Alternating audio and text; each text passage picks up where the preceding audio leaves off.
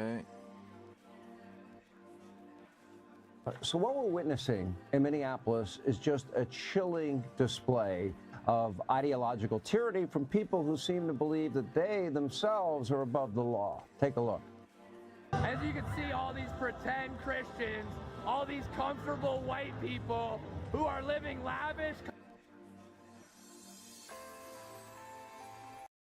All these pretend Christians, all these comfortable white people.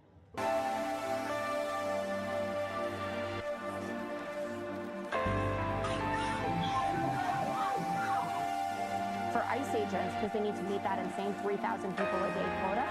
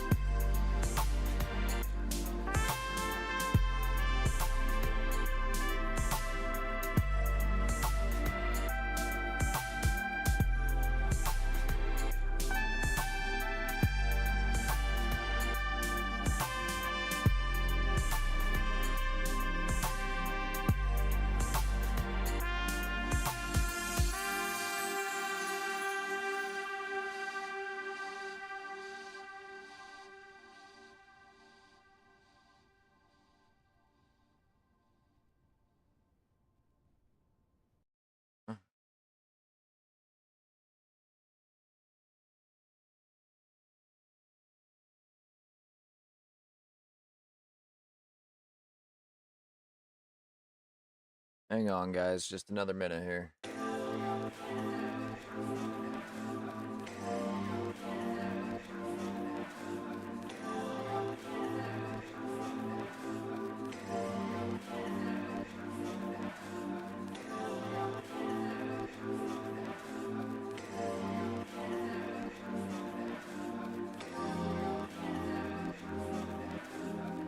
Okay. Oh. Last thing.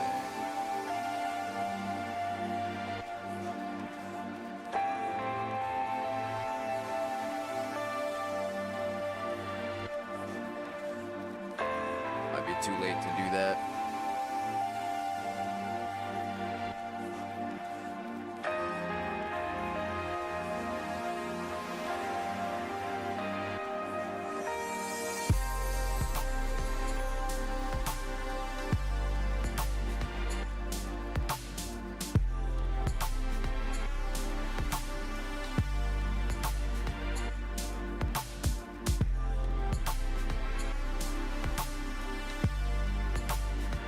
There we go. All right. Let's start this correctly. This is this between us. The number one podcast in the world.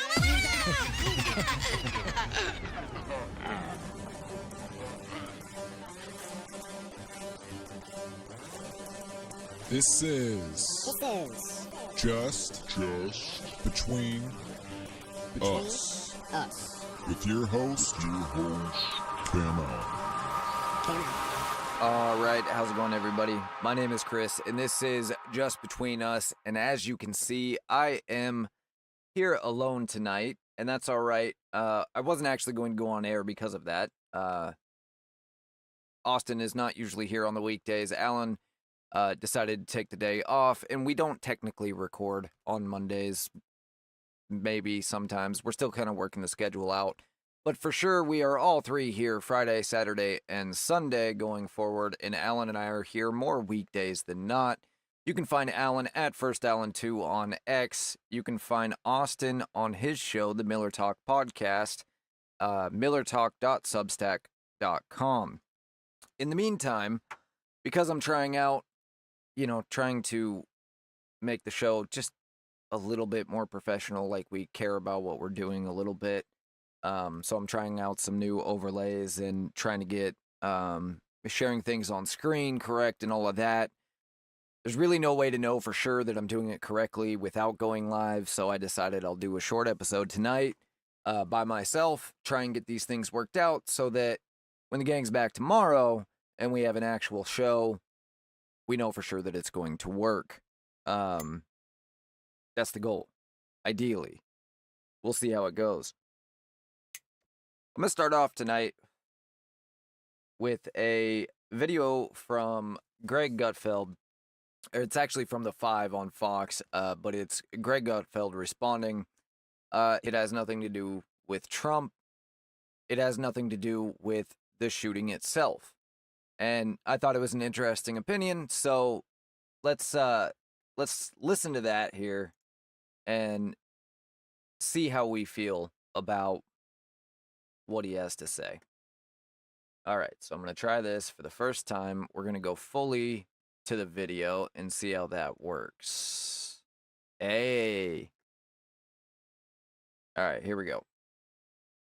These stories of Americans being detained saying, show me your papers. There was a veteran, U.S.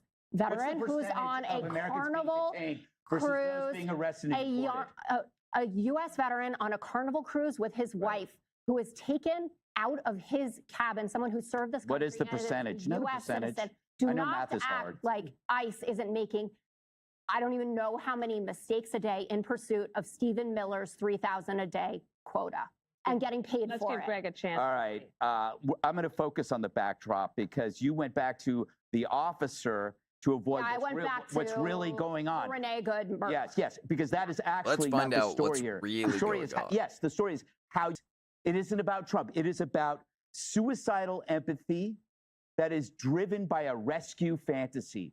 You have all of these young, middle-aged women going out there because they have some kind of emptiness in their lives that are going out there in this kind of rescue delusion, helping people they don't know, strangers who are guilty of crimes. How can you defend that? This is not protesters going to a church. That is a mob. The people that invented the phrase safe spaces are breaking it up, frightening kids, right? These are the people that call us fascists and they're hunting people. These are the people that claim to defend women and yet are defending men who abuse women.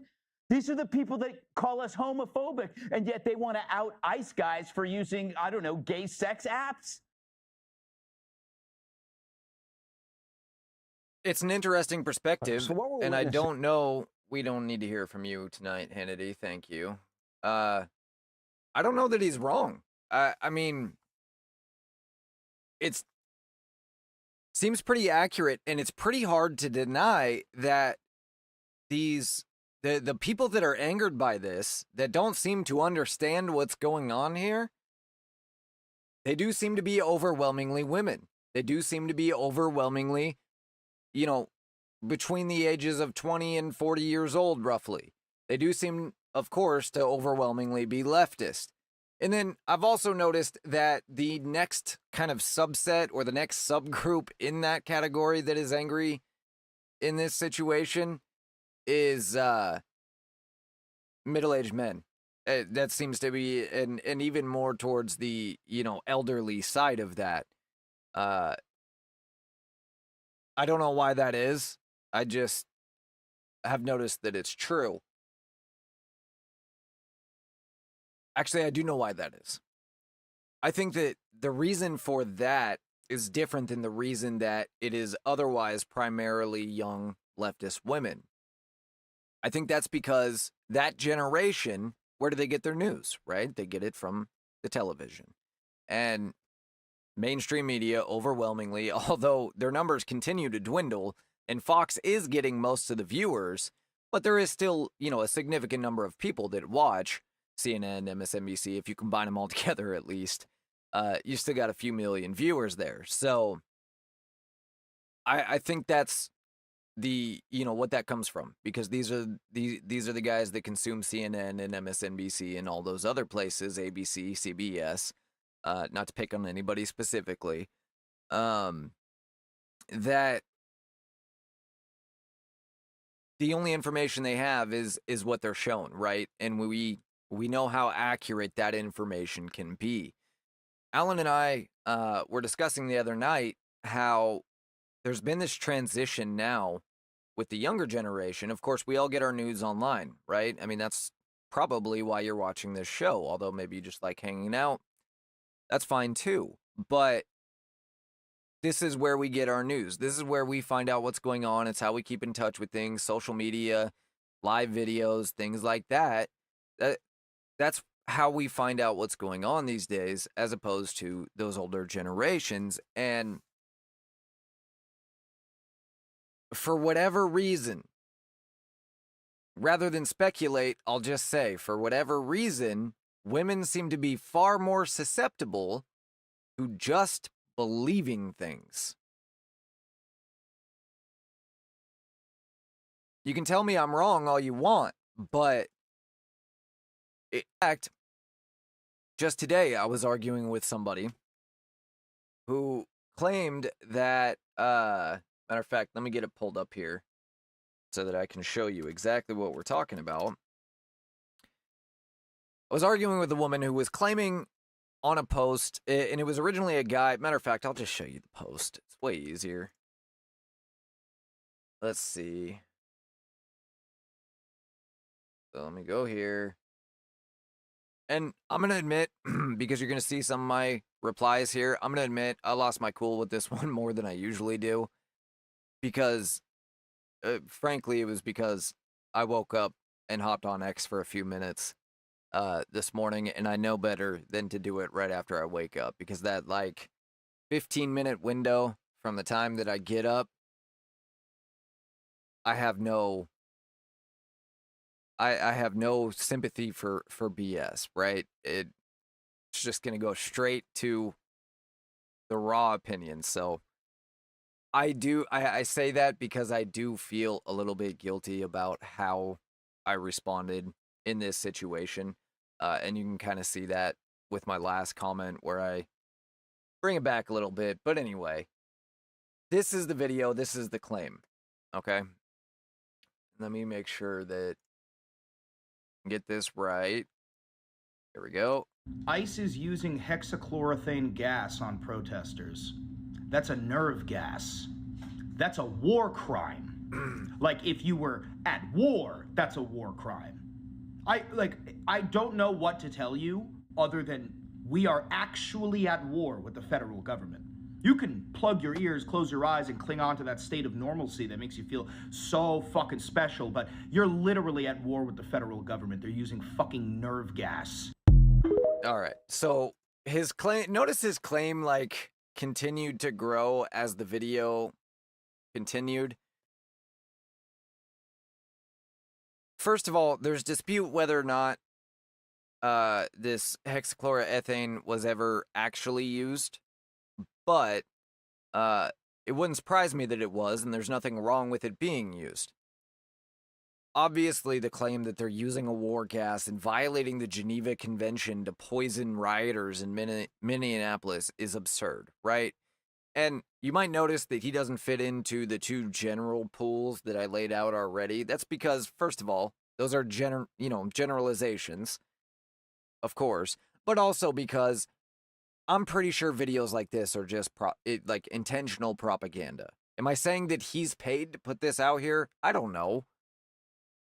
But it's propaganda, and he knows he's lying, is what I'm saying. Because everything he just said was absolutely ridiculous, and he should be sued for it. But who's going to sue him? Anyway, Alan doesn't like when I get to make fun of him because he's not here.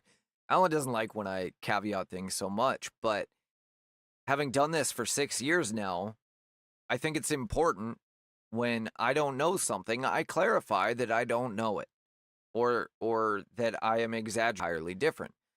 But that is why I do it. We have a disagreement about it. It's fine. But nonetheless,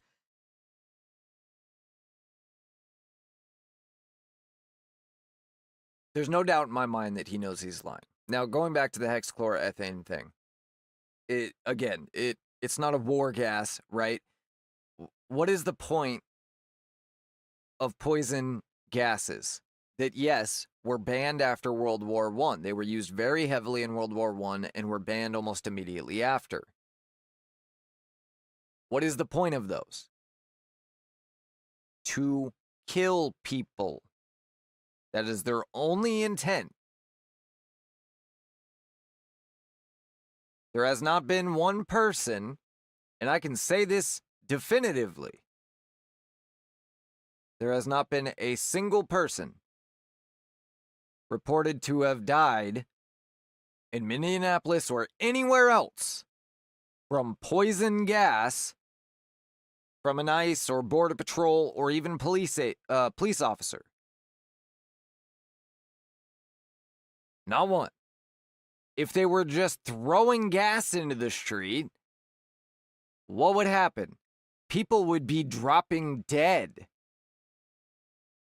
I don't know if these leftists realize this, but poison gases used by the military are extremely effective. They do their job. And hexachloroethane isn't one of them.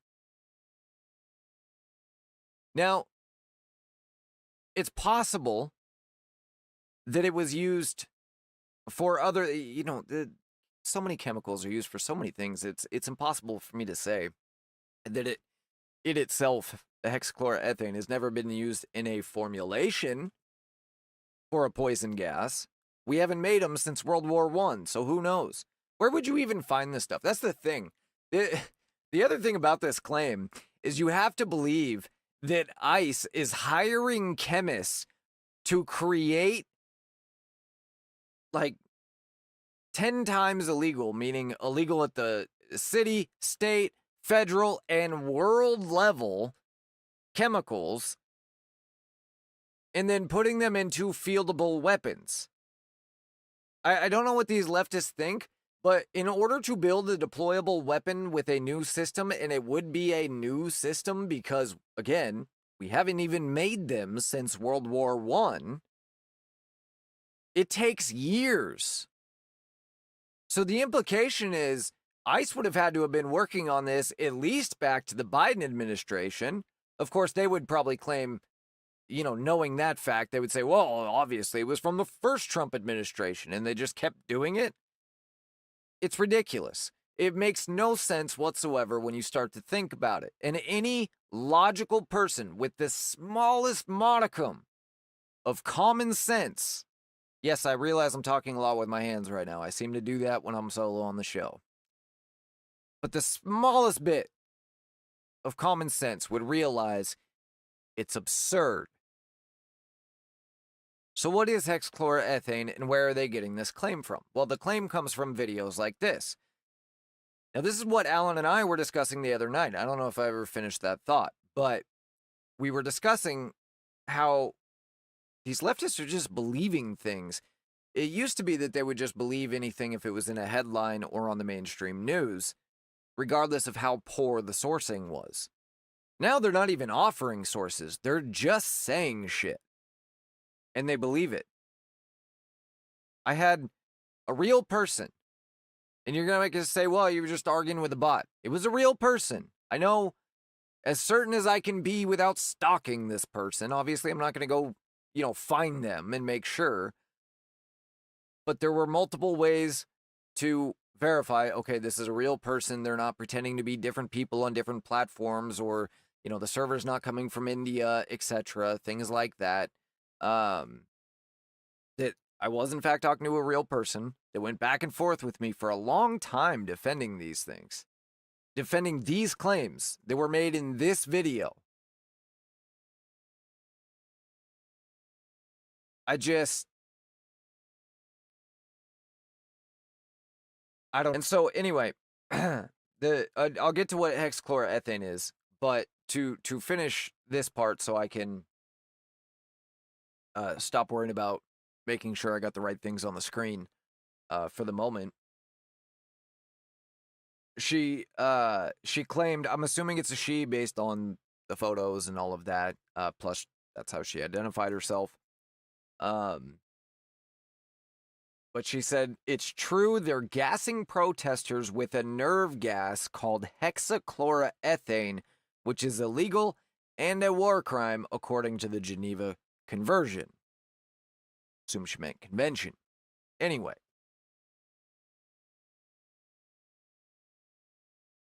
So I said, this is what hexachloroethane is. This is what it's been used for ever since World War II. Not one, two. Long after the gases were banned. And it's still commonly used today for the same purposes.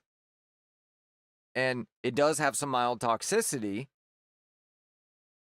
But there's only been one reported case in the military or police world of somebody getting some side effects from it, and that was because they used it indoors.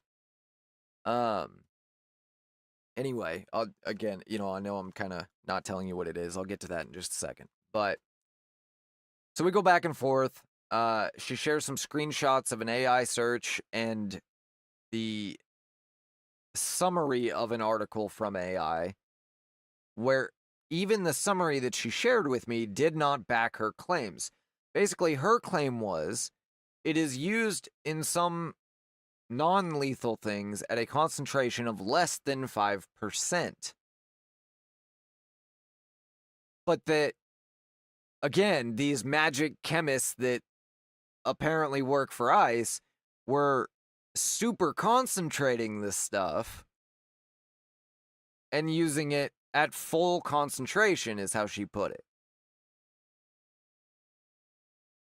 Now, again, putting the absurdity aside of what that actually entails, like I don't know what they think in their mind concentrating it means.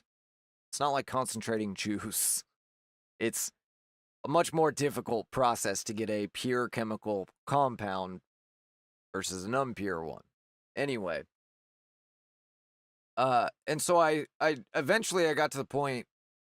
So the 5% thing, by the way, came from the article that she shared with me, a screenshot of, not the article, but she shared a screenshot of the summary of the article, which said that in the final product in which hexachloroethane is used, there is roughly 5% that remains in the final product.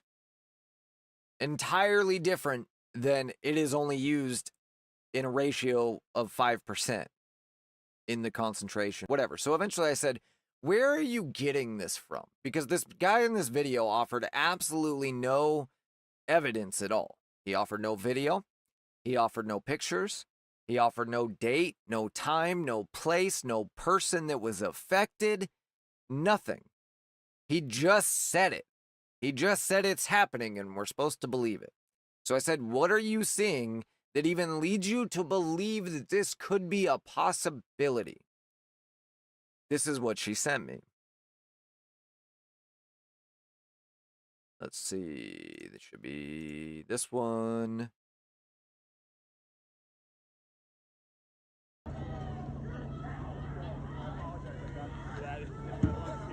I'm going to make that bigger for you guys just for a second so that you can actually... There you go. As you can see, some sort of munition being used, thick smoke cloud billowing out. Clearly, all these people are not dropping dead or running away, coughing and crying and whatever. Most likely, there was CS gas used, which is a legal irritant. Again, the concentrations necessary to kill you, you'd have to stand over a can of it going off and take deep breaths, which you physically can't do. And even then, I don't know that it would kill you. But you would definitely, have some side effects from it. But in the amount that the average protester is going to inhale, it's the long-term effects are virtually nil, which is why it's legal to use. It's an irritant, not a murdering gas. So anyway, I guess if you are completely ignorant, you could buy that is a video of protesters in Minneapolis. Oh, sorry, guys. See, I'm going to have to get used to this. You could buy that is a video of protesters in Minneapolis getting gassed to death.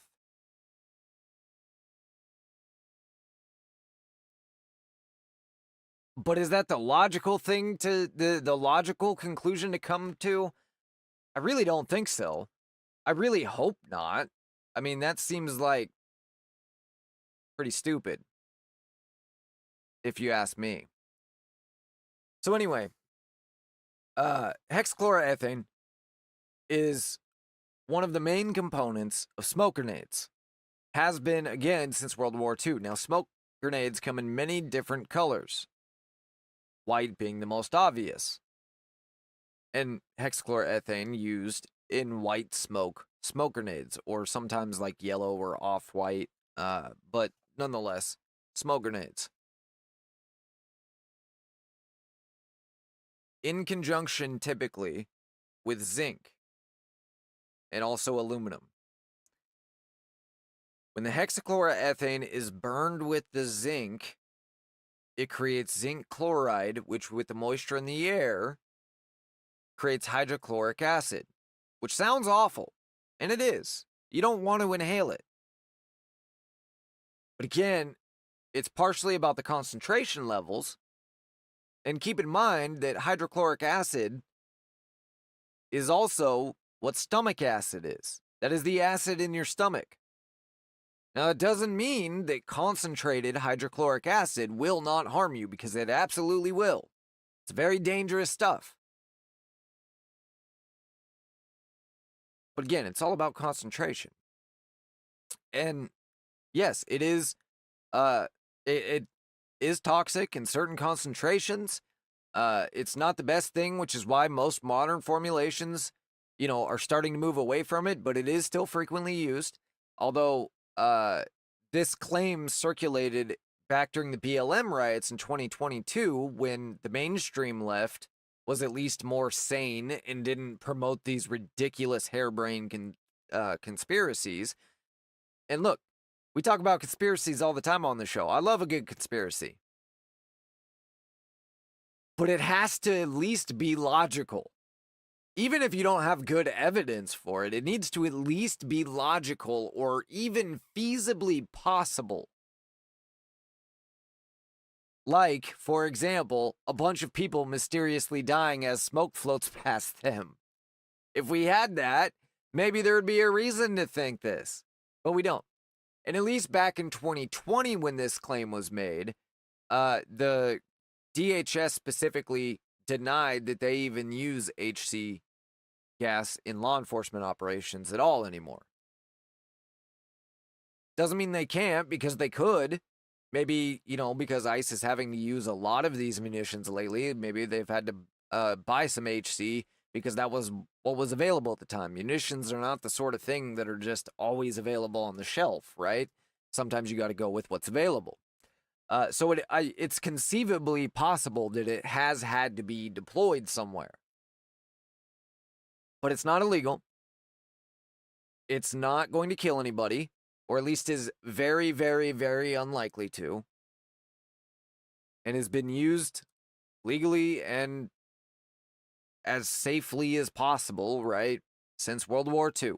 80 years. 80 years. And also, by the way, in concentrations well above 5%. Typical smoke grenade formulation, according to my own quick research, was like 50% hexachloroethane, 50% zinc, a little bit less, like 42, or 44, whatever it is, and like 8% aluminum. So there you go. It's not going to kill you. It's not murderous. It's fine.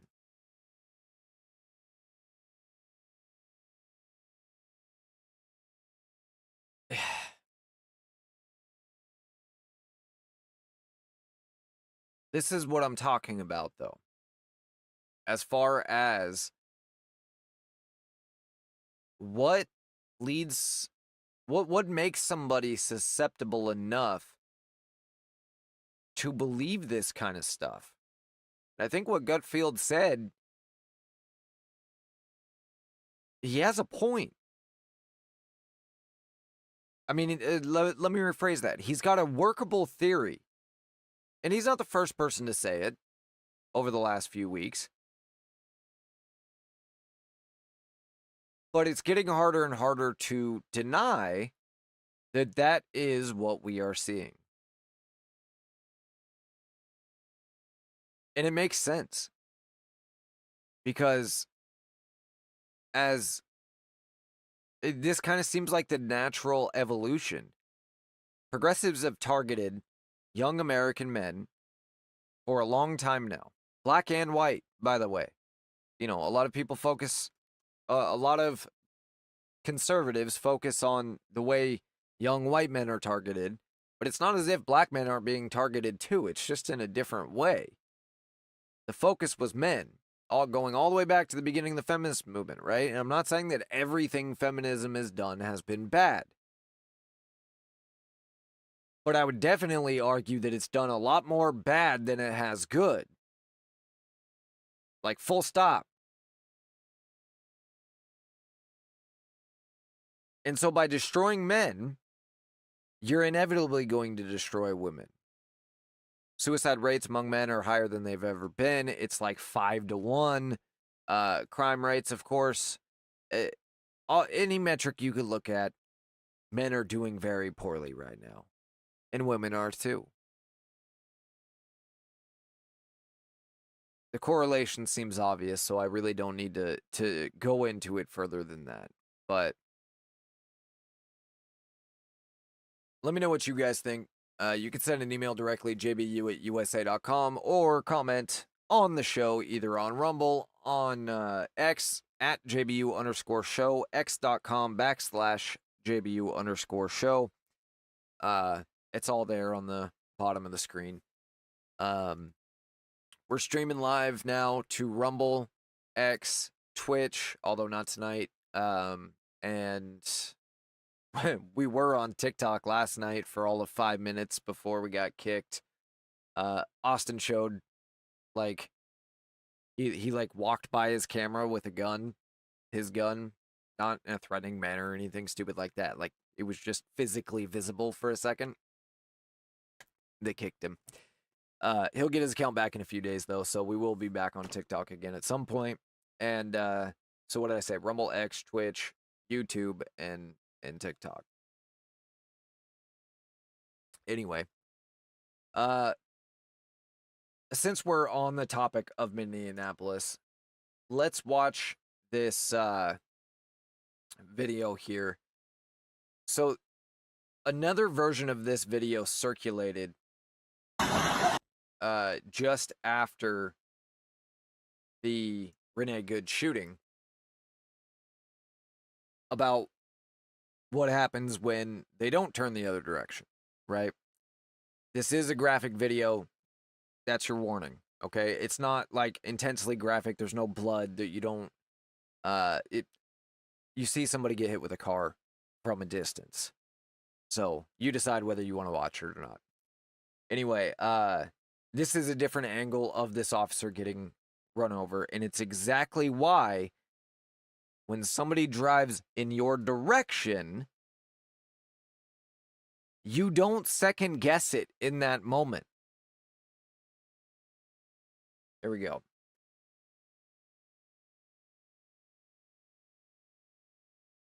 Car. Turn off the car. No.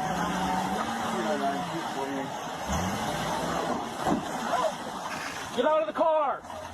I'm going to let it play through, and then we'll talk it through here in a second. 299, she almost struck me. Get out of the car!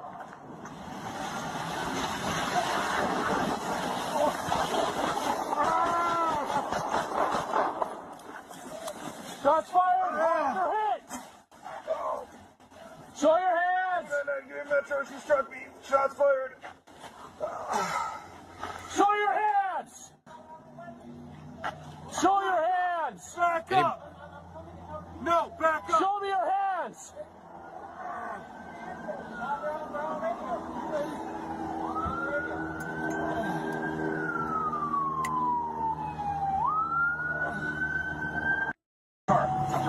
All right, so as we saw there, let me get back on screen here. As we saw there, she backed towards the officers, backed up, acted like she was going to leave, and then ran the officer over.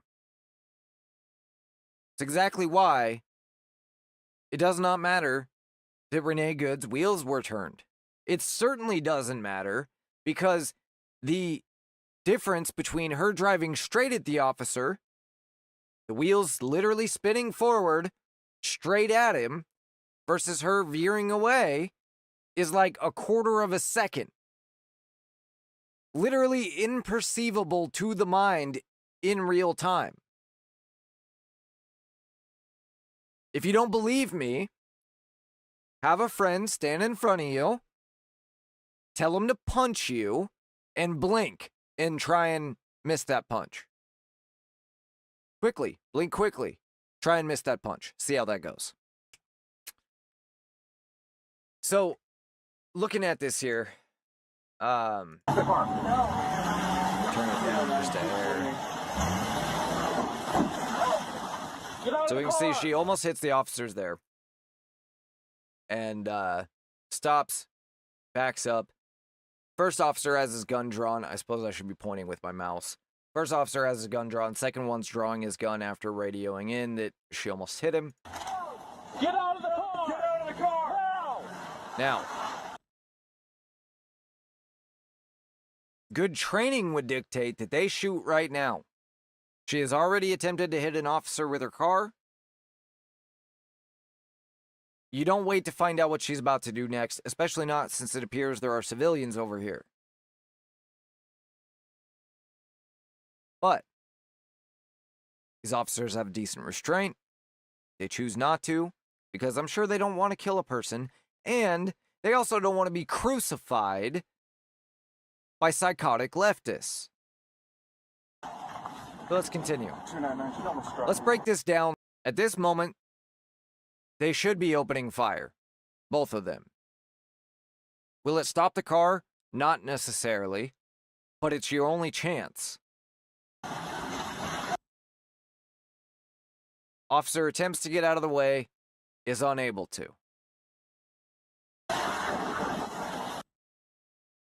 He hits the officer as this one unloads. Is it not okay that he unloads because he's standing at the side of the car? Of course it is, because she's still trying to run the officer over. And if he doesn't do anything, chances are she would have tried to back up and hit him.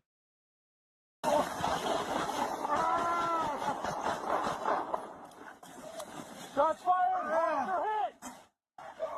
By the way, shout out to this officer being able to call his own EMS and report shots fired. Show your hands! It's this officer that reports it first, but then you hear him on the ground over here reporting it. At this point, two different things are happening.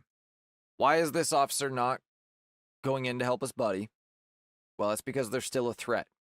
And if he goes in to help his buddy and she's still alive, or he or whoever's driving, I think it's a she, he could get run over too. His buddy could get worse hurt. Somebody else could get hurt, right? Any number of things. At the same time, you might be wondering, why is he just standing there pointing the gun? Because you can hear backup is coming down the street. You can hear the sirens coming. At that point, you wait for more backup to go ahead and clear, make sure that she is either dead or at least incapacitated and cannot drive the vehicle. Save the innocent person that was harmed first, in this case, the officer, and then attempt to save the woman.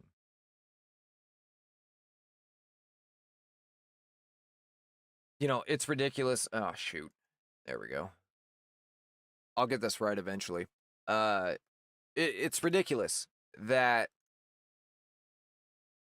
we're still talking about this at this point, but people are still rioting about it at this point. So we still have to, we still have to address it. We shouldn't have to. It's absolutely ridiculous. But I don't see how we get out of addressing it. Again, let me know what you guys think. Do you think Gutfield's onto something here? Do you think that it is a symptom of a deny that? Because that does seem to overwhelmingly be the people involved here. At least the ones willing to do the dumbest things. We told you that this was going to be dangerous. That this was dangerous language that they were using. If you are a Nazi, if you are a fascist for voting for Donald Trump, then they feel justified in killing you. That's according to their beliefs, not mine.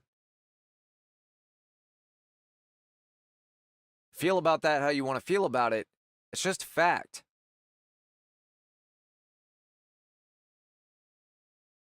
And I've been asking the question a lot lately. How do we come back together when we're this far apart? A lot of people have been asking this question. I have as well.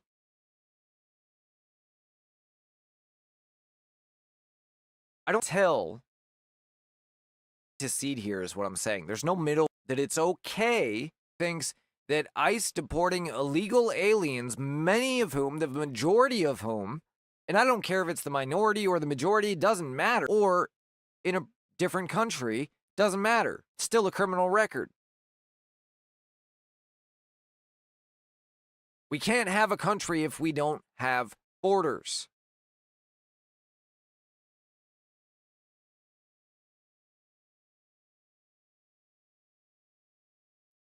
So, there's no ground to cede. The only way we come back together, I guess it has to be done on an individual level. How do you get to people that are caught up in a cult, right? There's kind of two options. Somebody is able to get to them on an individual level, family, friends, whatever, and able to finally, get them to see through the nonsense on an individual level. That's why one of the things that the left does, it's why one of the things that cults do is cut people off. That in and of itself shows which side of this coin really is a cult. Because nobody on the right have I ever heard, and we would mock them if we had, tell you to cut off your own family because they're a Democrat. But we read on Reddit last night all these leftists celebrating the fact that another leftist was cutting off a family member. Cutting off their very own support system. Why? Because their dad voted for Trump. That's why. So we can try to get to them on individual levels, as friends, as neighbors, as family members. And that's the best case scenario. Because the only other way that the followers in the cult, there's the way that the FBI describes this is that there are the diehard leaders, the followers, and then usually children as well. The children and the lower tier followers are quote unquote savable, right? Whereas the diehard leaders are probably going to die for the cause. If this is in fact a cult-like situation, like it appears to be, it may be true, right? I hope that's not true, but it might be. But the average followers, the only way, unless it's on an individual level that you can get to them, is when the cult collapses, which generally is not a pretty sight. It's generally a very bad ending, one way or another.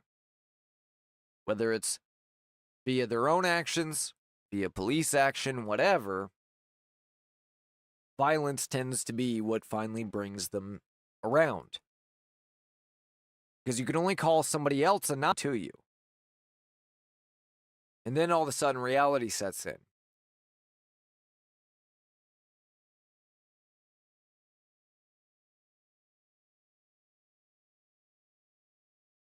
I don't want to see that happen, and I know the vast majority of Americans don't want to see that happen.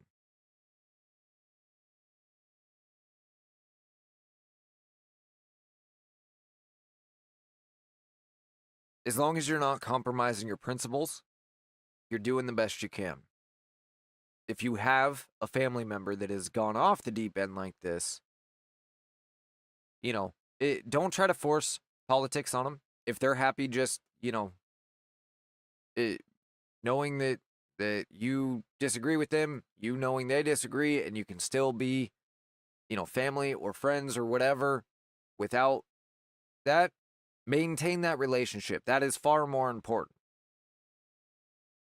Because at some point, the door will be open enough where they'll say something to you or whatever, and you can ask them, like, you really think, like, you really believe that? Like, logically, like, with the person that I was talking to today, right? Now, again, I went down what everybody does when they're pissed online, and I shouldn't have. But when it's your friend or your neighbor or your family member or whatever, you will have that opportunity to say, if they're gassing people in Minneapolis, how many have died? You don't even have to challenge them. You just ask them questions, right? Until you make them question themselves. Anyway, I'm going to take a quick break, and we'll be right back.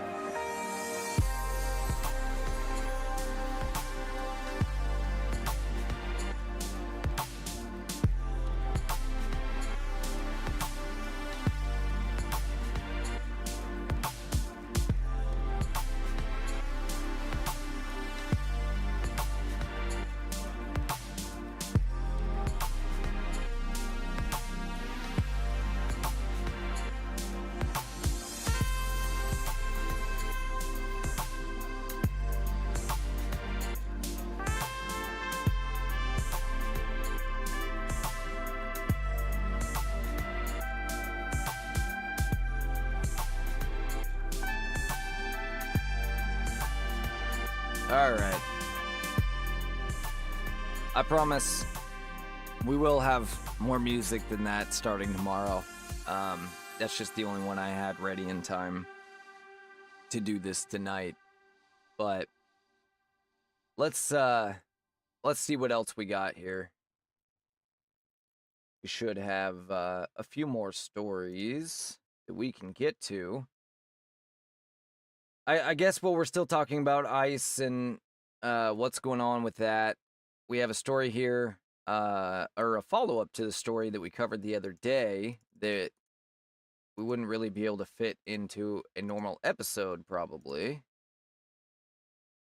Which, by the way, these transitions and things like that, which they're very rudimentary to begin with, all right? But they are not the only changes coming to the show. We've got a lot of things. Matter of fact, I have 4 pages of things that I've been working on the last few days. I know that Alan and Austin have been working on the same. Now, Austin, he does his own podcast as well. So, anyway, but we're trying to get these things put together. It might be a few more days or whatever until we get all of them implemented. Maybe by this time next week, whatever it is. But pretty soon here, it will be a much more, I don't dare use the word professional looking show, especially since, I'm still using the built-in web camera on my laptop and all of that. But it'll at least be more fluid and more, I don't know, better to watch. Just leave it at that. So anyway, a story that we covered a few days ago was about this this former soldier, I guess, that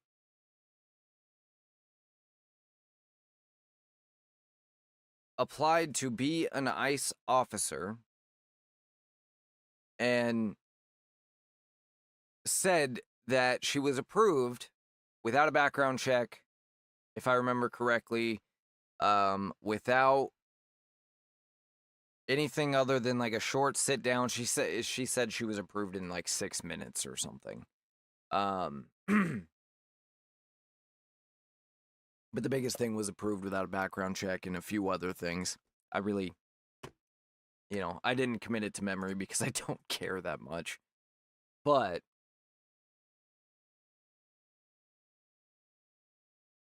Snopes has taken a look at this, and really in a very disingenuous way, if you ask me. This is the person in question, the journalist who did these things, who applied to be part of ICE. Laura Jadid. As you can see, now I don't know if this is from her Navy days or military days. I don't know if she specified if she was Air Force or Navy, but she said she was in the military. So I don't know if this was her military days or if she's worked for other police departments, but that obviously plays a factor into this. Snopes basically came to the conclusion that they could not confirm or deny the story. Why? Because they didn't wait for DHS to respond. So anytime you see an article that is biased or like leaning that way when it's a dispute between two different people, in this case, between, her claims and ICE themselves or DHS or whatever, the government, and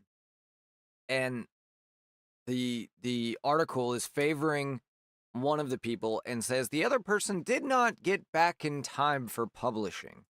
That just means they didn't wait for an answer before publishing. There was no reason to hurry up with this article. They could have just waited until they got a response from DHS. But instead, and sometimes the other things they'll do is they'll send a request for a comment or whatever at the same time they post the article. So there was never a chance for them to respond in the first place. And basically that's where we're at. They confirmed some parts of her story, but could not confirm all of it. They couldn't deny anything in particular. The Department of Homeland Security flat out denies her story.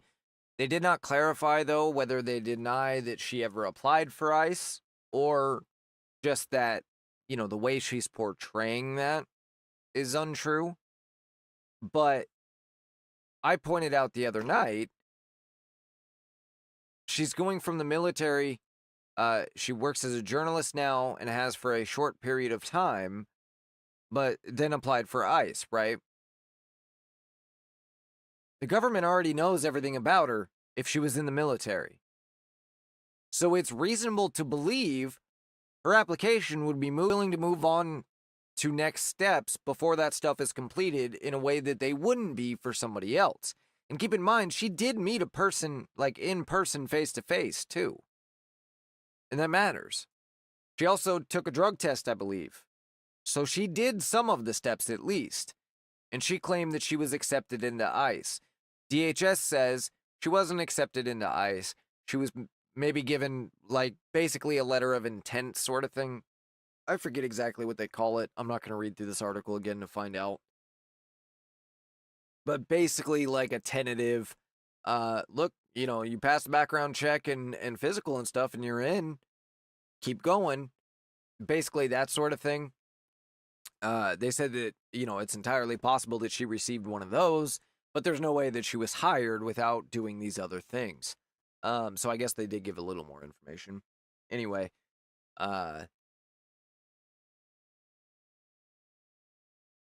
it's just stupid. The whole thing is stupid. The original story is stupid. Hired to ICE and are immediately put on the streets either. You still have to go through training. And so,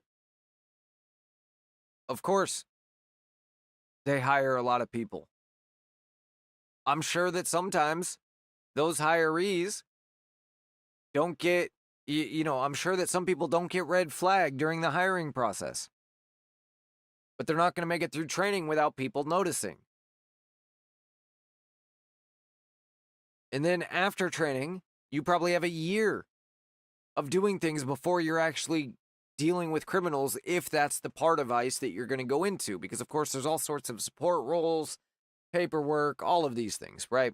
You're not necessarily just going to be an ICE agent out looking for people. So the whole thing is stupid. The Snopes article is stupid on top of that because they didn't get any clarification. Yeah, it is what it is. I guess believe whatever you want about it. We just have to say that. Believe whatever you want about it. Real quick, just as another example of women young women, leftist women just believing things. This popped up in my timeline today too. Being murdered by a man is the leading cause of death. But we're concerned about the male loneliness epidemic?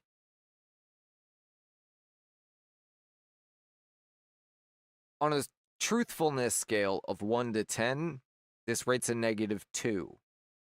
It is also a flat-out lie. And I'm not going to get it, I'm not going to debunk it because that's just silly to even consider. My point is, there's 123,000 impressions. There are 23,000 likes. Now, look, you can buy likes. Bots exist. There's probably no less. I mean, if we're just betting odds, I would certainly bet that there are no less than 1,000 people that liked this post because they believed or agreed in what it said. Real people that live amongst you, that vote, that believe men kill more women than cancer, than auto accidents, than drug overdoses, than doctors.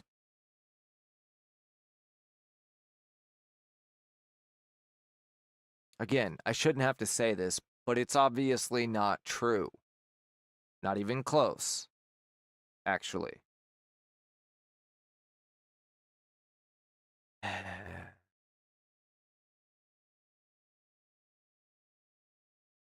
The most important thing that you can do right now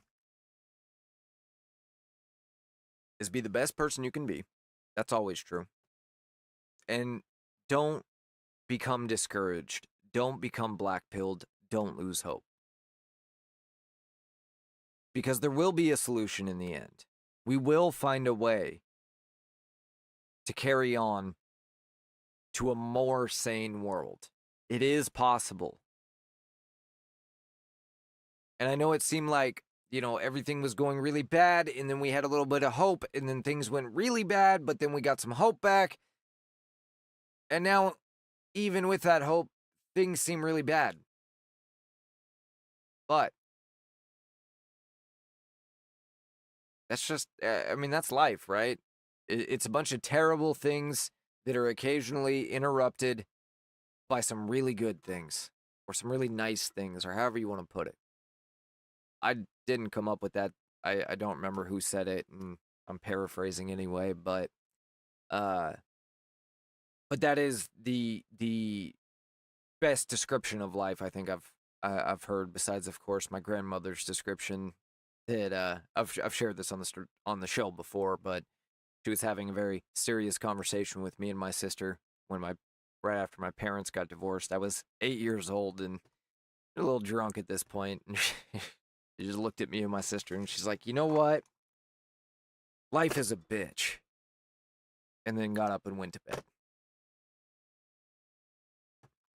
Turns out Grandma's right.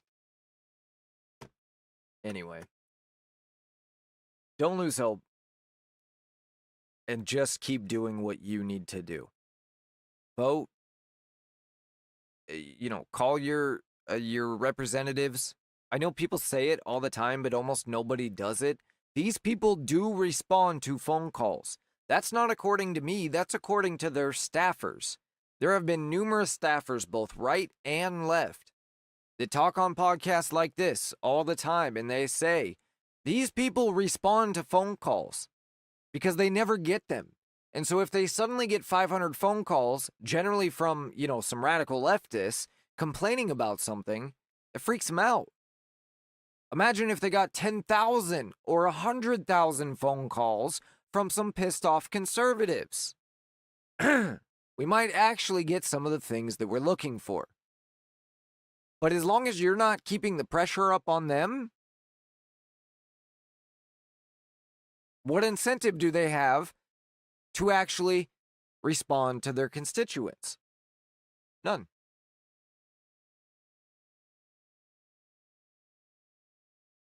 Oh. Let me see what else I got here. I had a couple other stories that we'll get to, and then I'll call it a night. Like I said, Alan will be with me. Austin may or may not. Again, he's usually here Friday, Saturday, Sunday with us, but he does pop in on the weekdays occasionally too. And let's see. Got an article from the Wall Street Journal about what a break with Europe means for the American economy. I didn't have a chance to proofread that one, so I don't know. I was just interested. Stuff about some gig work. Oh, all right, let's do this one. Since we're talking about stupid leftists anyway, let's just keep talking about them. This comes from the Telegraph, which is from the UK. All right. Let me see here. Let's watch this brief video from them, and then I'll get into the article.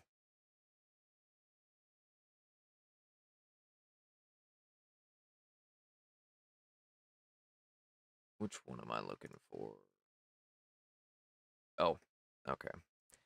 Sorry, I'm trying to figure out how to switch these things around and stuff like I'm supposed to.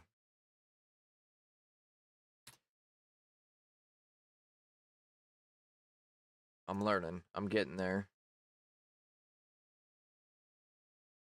So this video is titled... that's not the same one. Oh, come on now.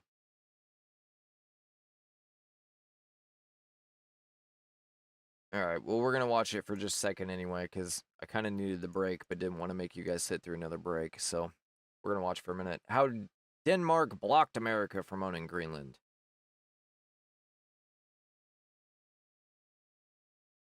The world's second largest island isn't when he made the odd suggestion of buying Greenland from Denmark. But what most people don't know is that this is hardly the first time America has tried. For over 150 years, the U.S. has toyed with the idea of buying Greenland, only to drop it for a few decades, then pick it up again. In this video, we'll look at why the U.S. has wanted to snap up this mostly empty island of ice and snow, and the reasons that it's never been able to do so. The first serious consideration of taking Greenland for the United States was made in 1867, and was deeply connected to the U.S.'s purchase of Alaska.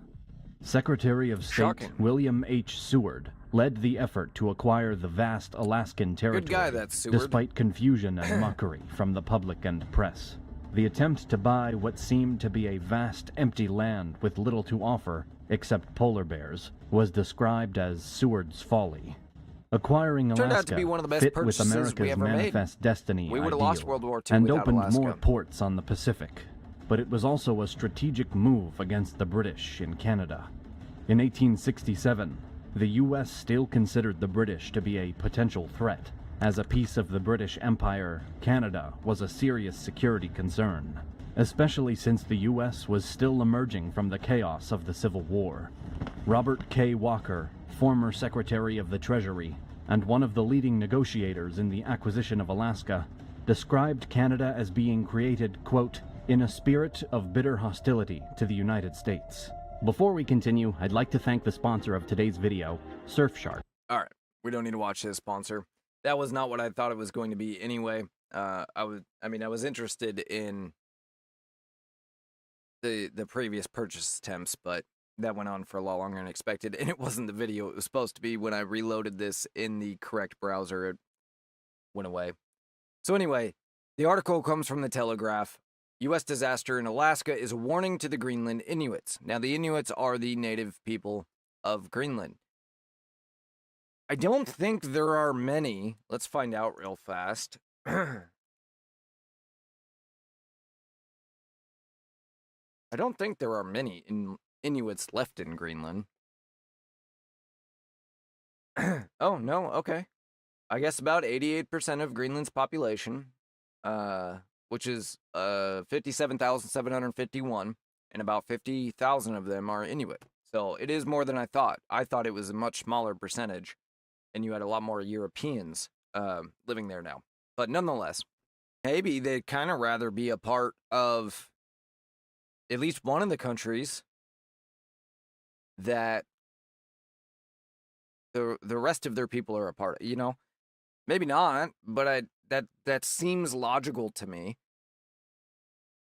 And this article is just a bunch of nonsense. It is both a foreigner not understanding how the United States works, as well as leftist just lies, basically.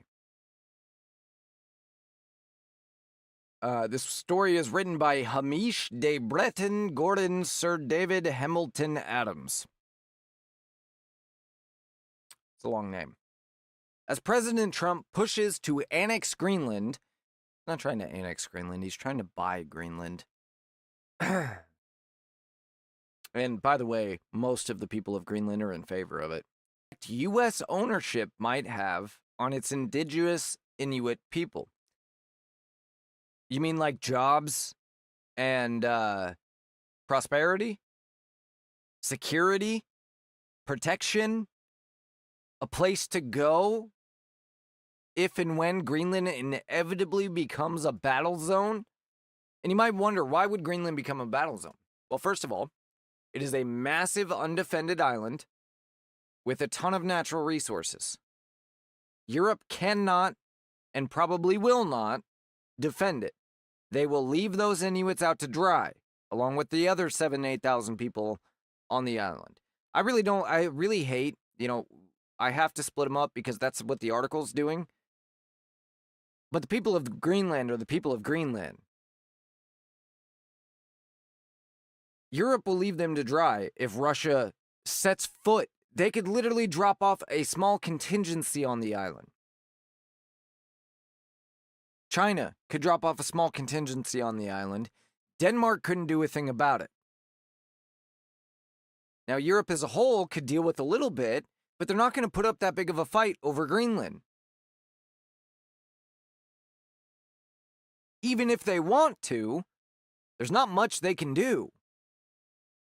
There are very few countries in Europe that are capable of waging intercontinental war like they were in World War I. I don't think people realize today that actually most countries are not as capable as they were back then as far as waging war outside of their own shores. We are really the only nation that can sustainably wage war beyond our shores. Pretty much nobody else can. And that means that they are limited to waging war wherever they are connected by land. And if you think China is close, you'd be mistaken. Now, are they closer than anybody else?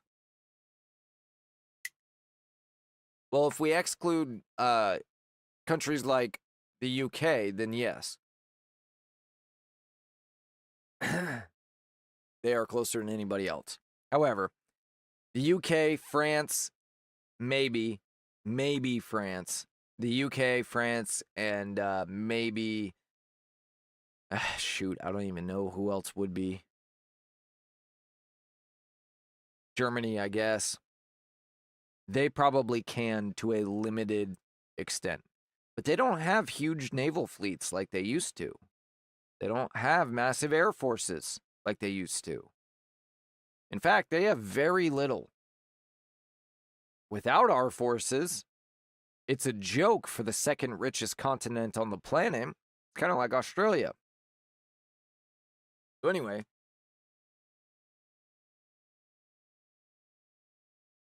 there's not much Europe could do, and they would have to leave them out to dry.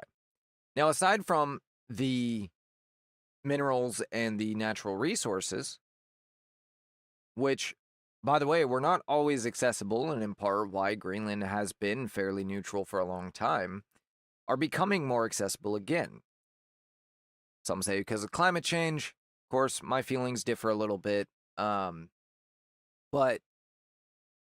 if climate change, no matter what you want to call it, if the temperatures actually do rise, or if the ice melting in the summertime continues in the trend it has been, which has been we get more melt in the summertime than we have before, and more ice in the winter. So the claim has been for a long time until people started paying attention and were able to look at satellite photos themselves. The claim for a long time was that we were losing ice, right? The polar bears were going to have nowhere to go. There's now more polar bears than ever. But the ice isn't disappearing. More of it melts in the summer than used to. But we also end up with more ice in the winter than we used to have. We've had record levels of ice recently in the wintertime. Most people, I don't think, are even aware that most of that ice melts every single year, but it does. So anyway, you know, all those sad videos you see of glaciers breaking up, right? That's literally all, it's just summertime. That's what happens. But anyway, getting back to Greenland, this means that shipping routes that haven't been available for a long time are going to be available again. That's a big deal for a country, obviously. And so it has to be considered.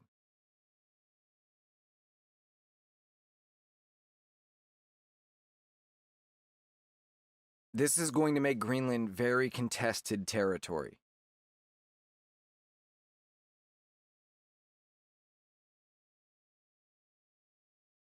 The article continues, though, that the most conceivable route to American ownership would be financial coercion, persuading Greenlanders that they would be better off as Americans, and they unquestionably would be, and the Danish that they would be better off without Greenland, which they unquestionably would be. Now, Greenland, the Danes technically would be best off. The Greenlanders would still be better off as Americans because you'd have, inalienable rights, more prosperity that Greenland has. But they can't.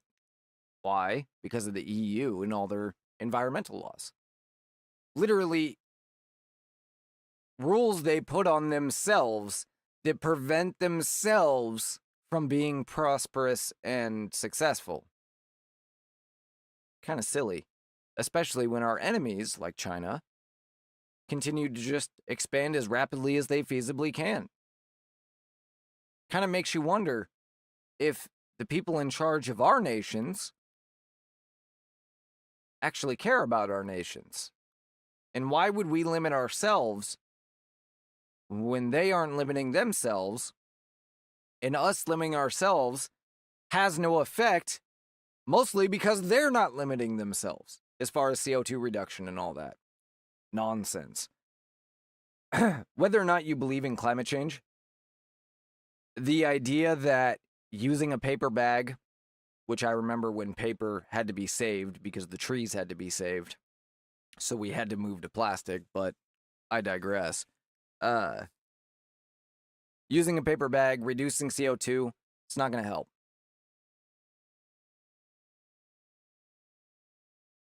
It's not going to help because third world nations likely outweighs it. It's not going to happen because anything that would make a serious reduction, Europeans and Americans and first world nations are not going to be willing to do, like get rid of electricity, let alone cars, anything else, right? And because the world is going to adapt, the Earth is going to adapt itself faster than we can do anything anyway.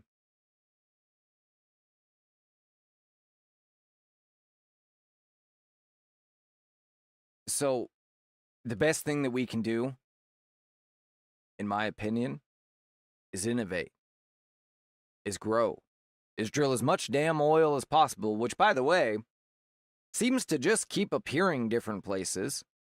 We keep being told we're running out, and then we keep finding more.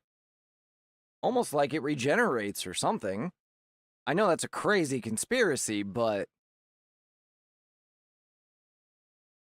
anyway.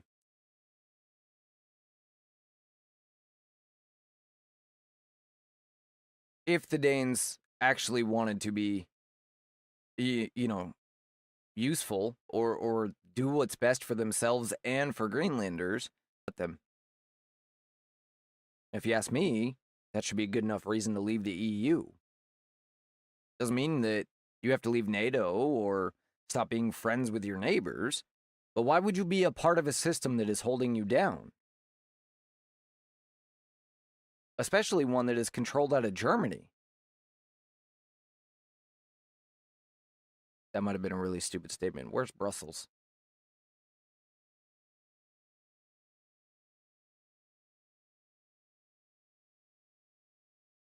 Belgium. Is Belgium a separate country?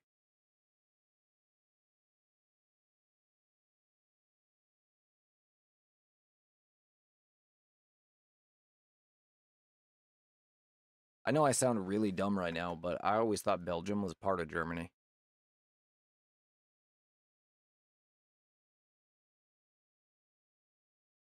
Belgium is an independent nation in northwestern Europe, bordered by the Netherlands to the north and Germany to the east, Luxembourg to the southeast, and France to the south. It is not part of Germany and it has its own government, constitution, and international memberships.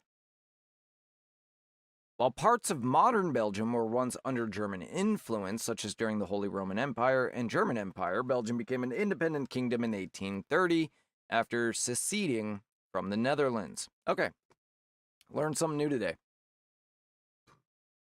I legitimately thought Belgium was part of, oh shoot. I legitimately thought it was part of Germany this whole time. But anyway, they're awful stupid for allowing foreigners to control what they can do in their own country. Getting back to the article here, the most conceivable route to American ownership would be financial coercion, and most likely what's going to happen, because Greenland can't afford to keep, the Danes can't afford to keep Greenland. It costs them a ton of money, because most of the people in Greenland are on welfare. And the reason they're on welfare is because they can't utilize any of their natural resources. Nobody's looking to build a factory in Greenland. There's only 60,000 people. It's a horribly inhospitable climate. And it's in the middle of literally nowhere, right? But it's really far from China, unless perhaps some of these other routes open up, but, through the ice. But there's only 60,000 people. It's an inhospitable climate. Nobody's ever going to manufacture anything in Greenland. Plus, the cost would be insane because it's a European nation. So the only thing that they have is their natural resources. They can't farm. They can't do any of that stuff. The only thing they can do is drill and mine. Drill for oil and mine. They need to get rid of it. And I'm sure right now what's happening is they're going to the EU. They're going to every European nation. And they're begging them to take it off their hands to avoid Donald Trump getting it. Because they know they have to get rid of it. They don't have a choice. I don't know how the Danish people feel about it, but I know Greenlanders want to be American. And the Danes can't afford to keep it. The only thing that we could see, because these European leaders hate Trump so much, they are leftist at their core, is the European Union try and buy it. But they're strapped for cash too. The European Union used to have a GDP that was similar to the United States. It's now like only 2/3 of ours. It's significantly smaller despite being roughly the same size as far as population and area. And they have less resources than we do. Yeah, 450 million people. That's got to be a solid 100 million more than us. Although not if you count the illegals, but population in the United States, 345 million. So, yeah, they have 100 million more people than we do too. And their GDP it's approaching half ours. That's sad. Anyway, this history offers a precedent in the 1867 purchase of Alaska from Russia. While that transaction may have suited Washington and Moscow, it proved disastrous for Alaska's indigenous populations. No, it didn't. Greenland, this for a second. If, and I'm not saying that everything's been perfect for the indigenous populations of Alaska, but their alternative would be to be Russian right now. Are they seriously trying to argue that that would be a better situation for them? Because you think our forced assimilation is bad. You should see what assimilation looks like in Russia. Greenland's Inuit would be right to see this as a warning from history rather than a tempting offer. Decades of observation across Arctic communities reveal, there's a key word there, Arctic communities, I'm going to pull up Alaska here in a second, reveal a consistent and troubling pattern. Indigenous populations in Russia, Alaska, and northern Canada have too often been exploited by multinational corporations extracting minerals and resources, leaving environmental damage and little lasting benefit. First of all, the benefit has been incredibly lasting for the people of Alaska, the overwhelming number of which are native. They get benefits from the oil that we continue to take out of there every month. Have this whole time. And let's consider the fact that if we didn't go and get those resources, it's not as if they were going to. They would just be doing nothing with it.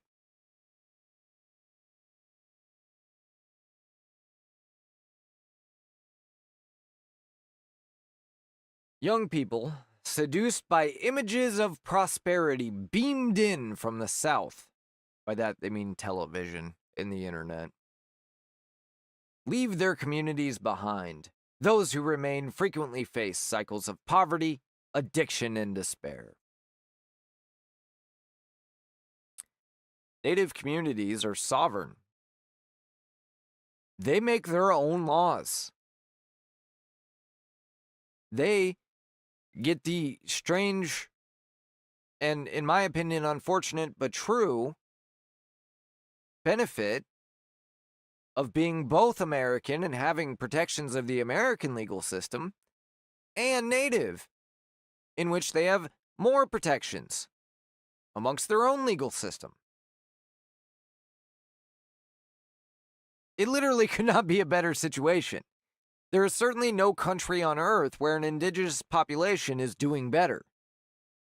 And let's keep in mind that the reason a lot of these places are in poverty, so to speak, is by choice. They are in incredibly remote regions. This is the only country on earth that such remote regions can sustain with most modern luxuries and still be remote.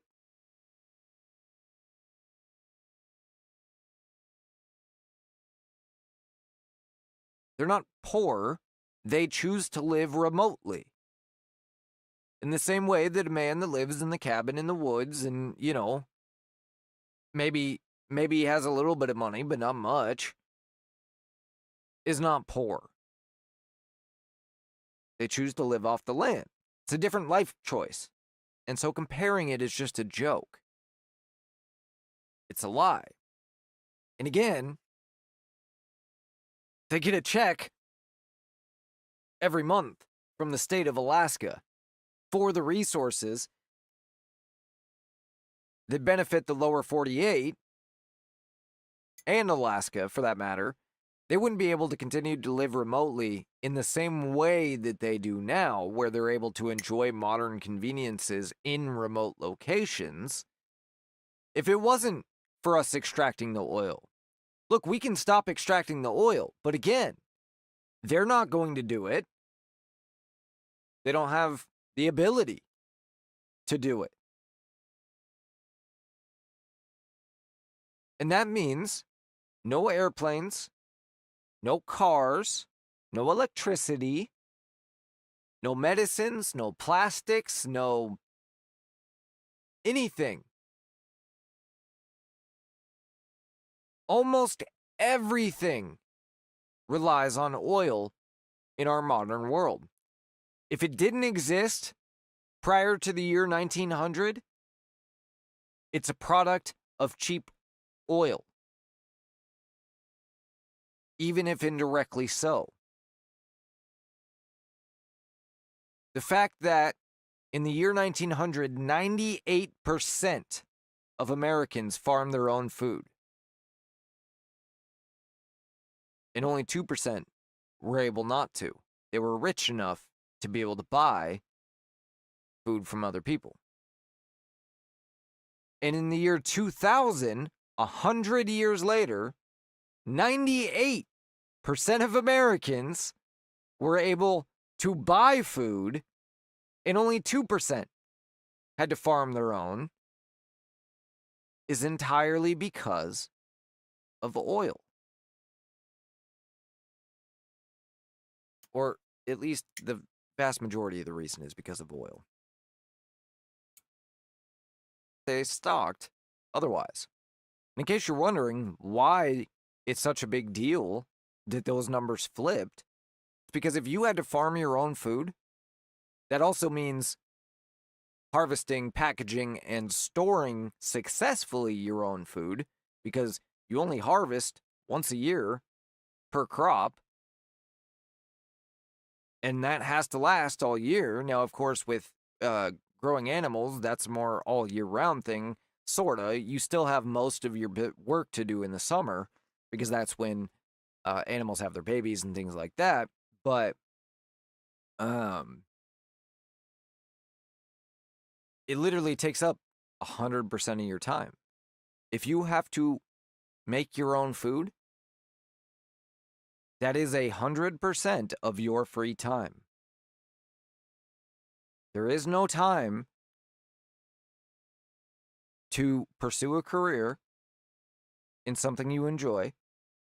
There is no time to go to the movies, to even go to school in some cases. There's a reason that we still have laws today that one of the few exemptions in states that require students go to school, which I'm not a fan of, but in the states that do require it, there's a reason that farming is one of the things that can legally exempt you from school.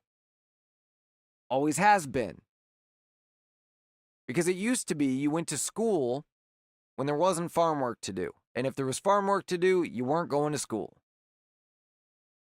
And literally because of this, girls tended to go to school for twice as many days a year as boys, because boys were needed on the farm. That's a digression into something completely different, but I'm just pointing out this drastic fundamental misunderstanding of how and why any of this works. God dang it.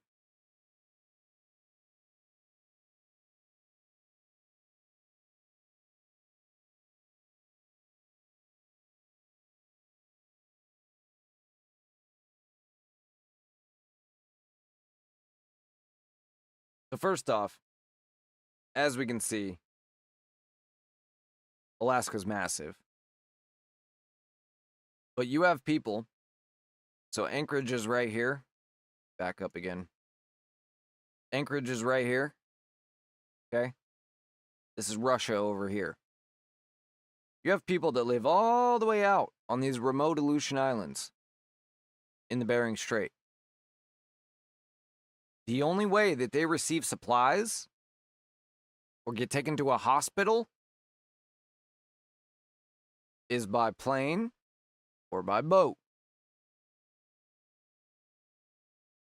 Of course, they're not rich. And of course, some of them see what life is like elsewhere in the world and go, you know what? I just don't want to do this. I don't have to do it, therefore I don't want to. And the part they never mention about that, too, I know a lot of indigenous people. My fiance is Inuit and Tlingit. Those are both Native Alaskan, by the way. They leave for a while and they tend to come back. A lot like Amish. Because they realize why often their parents chose to continue to live that way.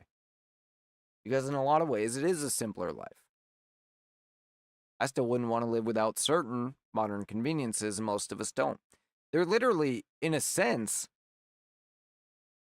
to a lot of people, what we'd see is the best possible life. They're having it both ways, where they get to have as many modern luxuries as they want without having the ones they don't want. Pretty good life. But just to give you an idea of what kind of scale of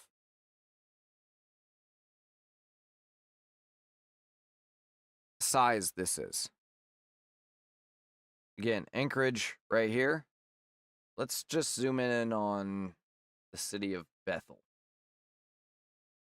Boy, that's incredible when you look at it. Okay? A small city in Alaska. This airport is literally why this city is able to exist. Without it, this would be a bunch of tents.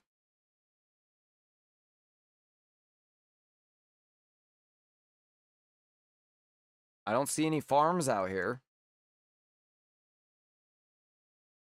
So in fact, they probably get the majority of their food.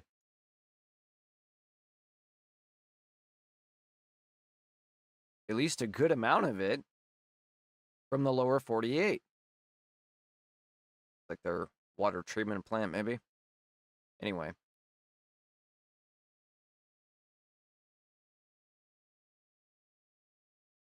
Built right there on the river. That's cool. So anyway, point is, I just want to see how far we can go.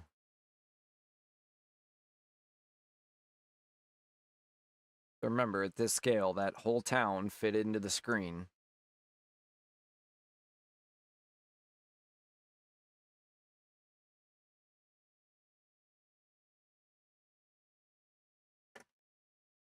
All right, so we've now gone over 2 mountain ranges. I have no idea where we are. I'm hoping that I am still going in the general direction of Anchorage. I'm not going to go all the way there, don't worry.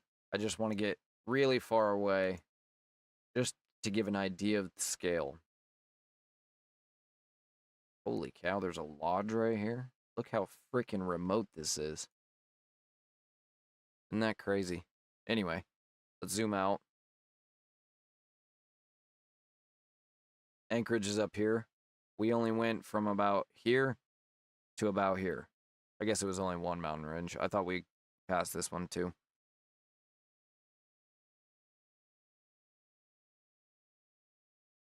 Again, I do that just to give a slight idea of the scale. They continue, the contrast between America's vast wealth and the conditions endured by many of its indigenous communities, particularly in Alaska, is stark and uncomfortable. It's a choice. Nothing stops them from moving to Anchorage or moving to the lower 48. In fact, you were just complaining about younger generations moving to the lower 48. The idea that they would somehow have better or more wealth as part of any other country is a joke.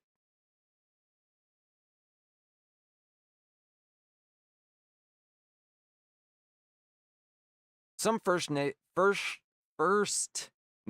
which is what Canadians call natives, some First Nation villages there are an embarrassment to a nation that claims global leadership. If this is the model Greenlanders are expected to embrace, they would be wise no matter how large the financial inducement to run or perhaps ski a mile. Denmark, by contrast, has supported Greenland's gradual move toward self-rule with sustained financial, medical, and educational backing. It has invested in building local capability, administrative, managerial, and political, while respecting Greenland's culture, identity, and independence. Just out of curiosity. Now again, that's because, well, or not because, but Denmark can't afford Greenland because of all these things. It's literally going bankrupt trying to. So here's Greenland. Good Lord, it's a lot bigger than I thought. A lot bigger than it looked like, that's for sure.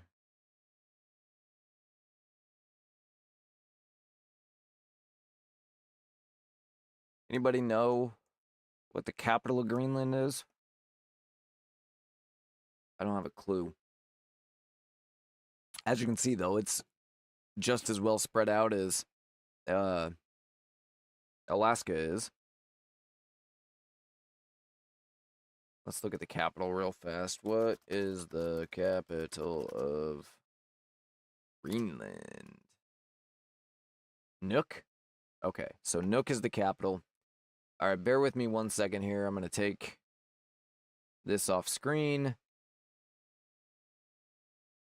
And then let's go clear. Oh, go back to Google.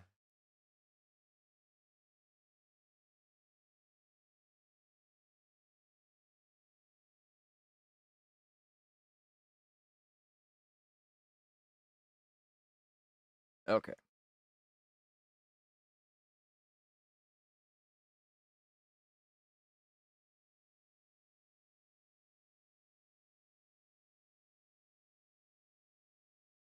Back up here.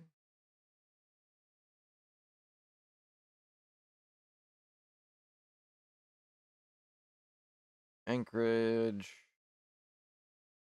which is not actually the capital of Alaska, but it is the major city. which I suppose maybe I should check that. What's the most major?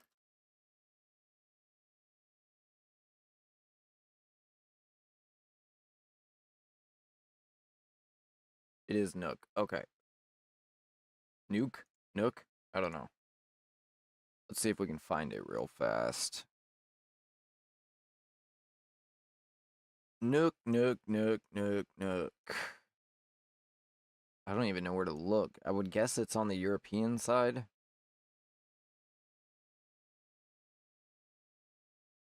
Although there's not a lot over here on the European side.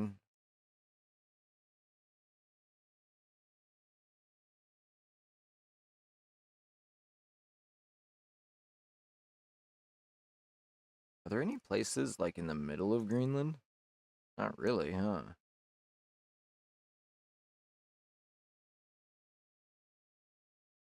There's a ice station at this summit where they're drilling ores.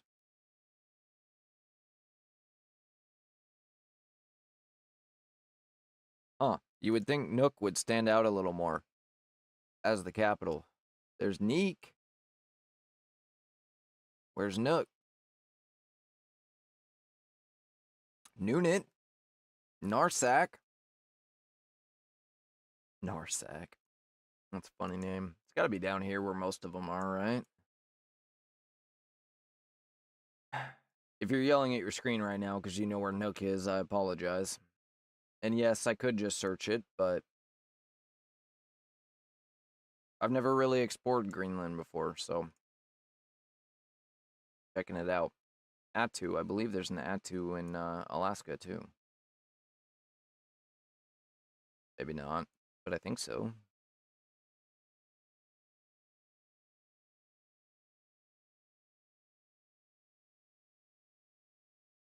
Neria. I wonder if there's a Faria.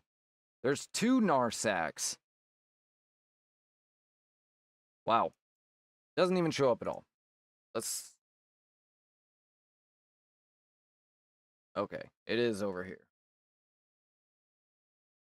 So, let's see. Do we have the scale here? 2,000 feet is the scale. This is Nook. Go to Alaska. Let's go to...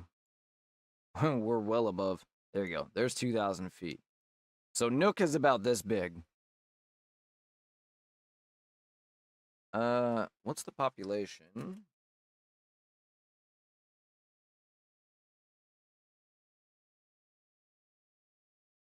There are also like 10 times as many people in Anchorage as there are in Greenland total. I'm sorry. Yeah, like, what would that be? 5 times as many in Anchorage alone as there are in Greenland total. But anyway, let's take a look at Nook. All right, looks like a pretty standard community, right? Regular box houses. A lot of multi-family housing. Here's a school.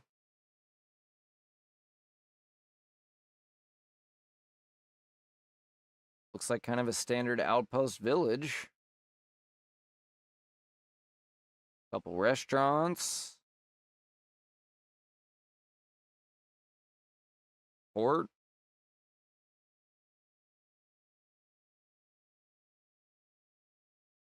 There you go.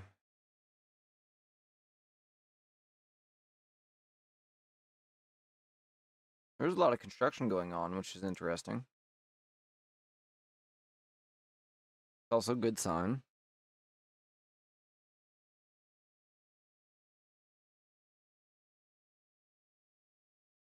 Those are the same buildings. Funny. As you can see, a lot of these. So these are, looks like 4, maybe 8 families to a building. They're like small apartment or quadplexes. Maybe duplexes.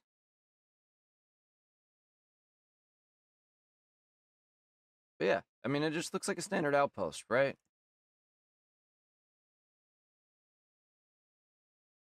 Now, if we look at Anchorage, as we can see, is a far larger community. Got neighborhoods. The hell are these? Storage units. Businesses.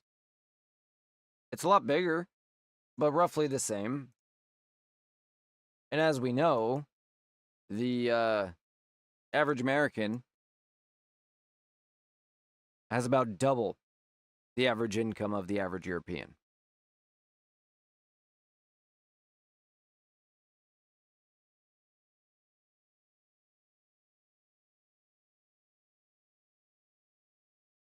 And I was trying to see, let me see if I can get a street view here.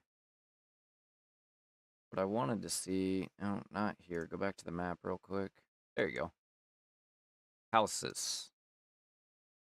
Individual houses, which is a big sign of how well families are living, right? Whether they're living in apartments or houses. Big sign of wealth. And look, this is a typical suburb. Some people love living in the suburbs. Some people hate it. It's obviously a choice.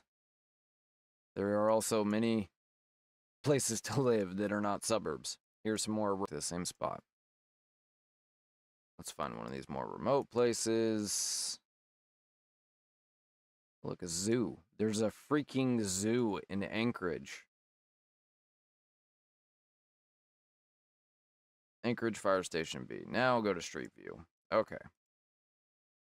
Take a look down this road here. There's a little church.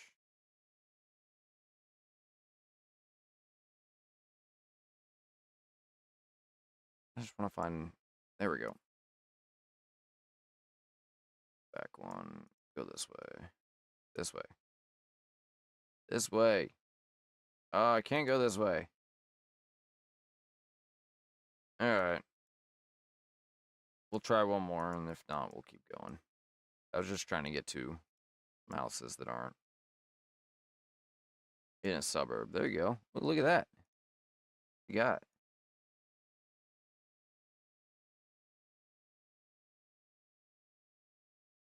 Nice car.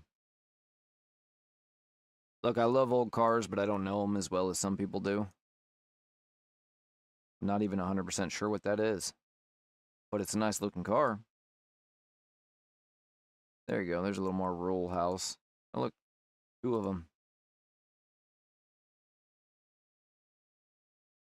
So anyway, as we can see, there's not a big difference other than the people of Nook are not living in single houses nearly as much as they are in Alaska, which is an indicator. Whether you like it or not, it's an indicator.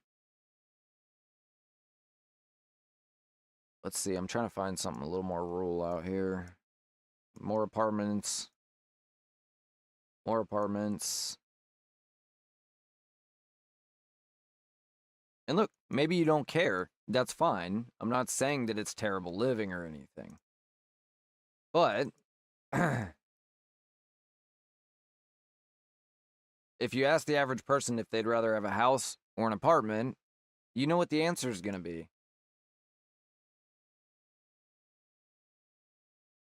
Also, something I noticed, almost nobody's got a car here. Like, there are some, but if you look at most of these buildings and such, there's no cars parked in front of them. Let's see. Looks like there's some more here. But yeah, look, I mean, there's 100 homes here. And there's 1, 2, 3, 4, 5 cars.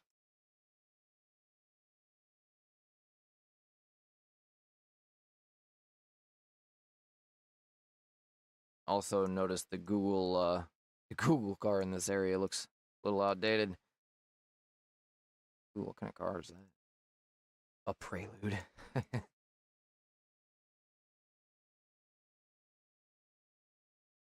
Europeans.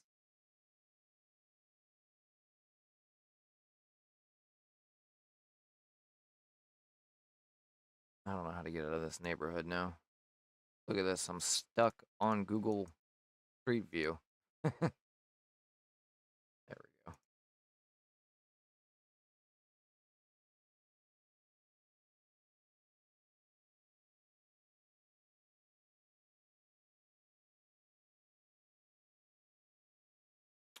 It's interesting how much rock there is in this area. Everything is rock.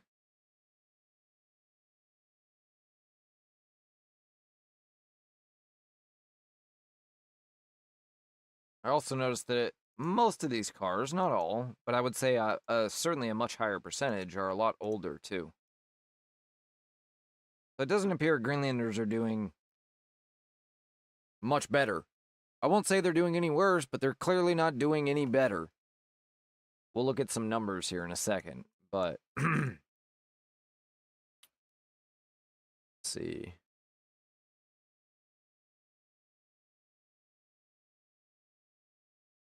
Boy, if this is what this whole area looked like, they would have had to do some serious blasting to make this airport. Holy cow. This is like one big rock. What is that?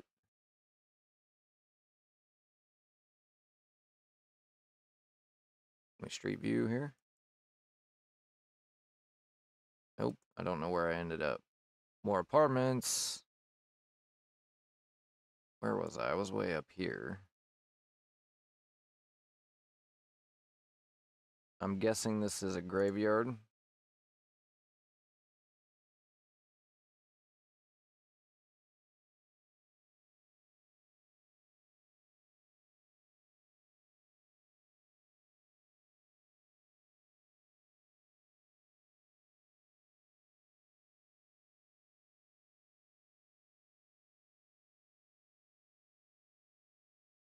No? This. Oh, yeah, we're just not to it yet. Yeah, it is a graveyard.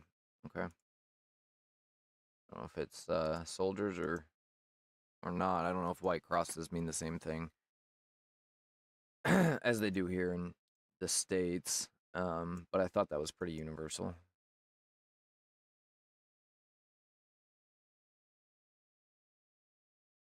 Looks like some quarrying over here. This is a prison.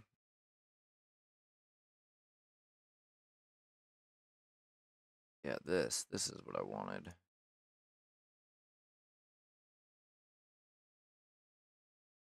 Oh, okay.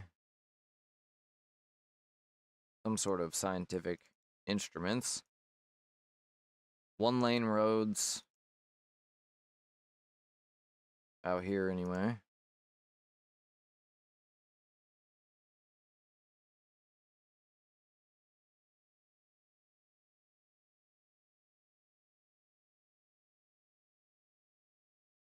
Interesting.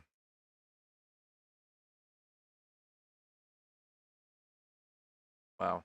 Lovely views, though.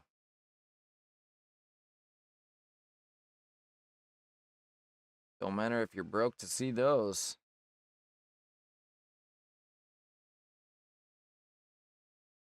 Sit with people and piling rocks. Common thing here in Washington, too. People just love piling rocks. Let's take a look at a a more remote community here like we did in Alaska. Now, this isn't very remote, although there's no community here. I shouldn't say this isn't very remote. It is definitely remote. It's just not as remote as some of those places in Alaska were. There we go. Okay. That's interesting. It's a very old photo, but they got a clear shot of just right here. I wonder why. Nobody in this community has taken a street view photo. That's interesting.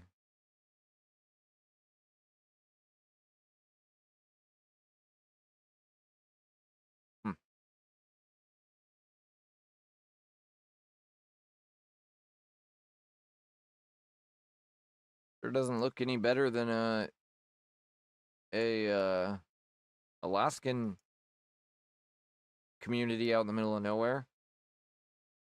Curious what these are. They look like fences, but they're not really blocking anything. This is. I don't know, that's weird. Pick one more. Just 'cause.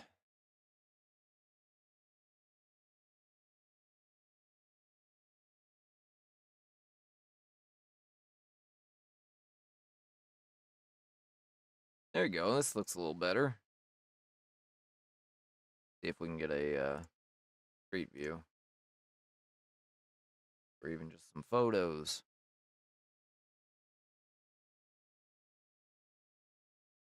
Doesn't that look nice?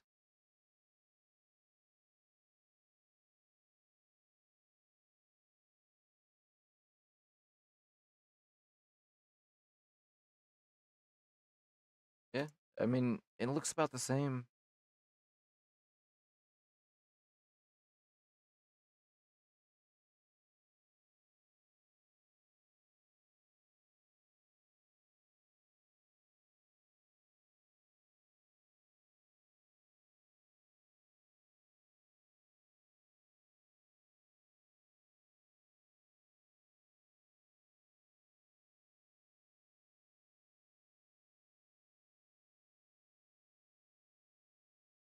Huh.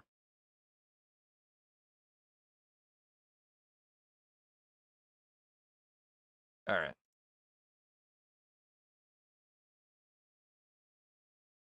That's enough of that.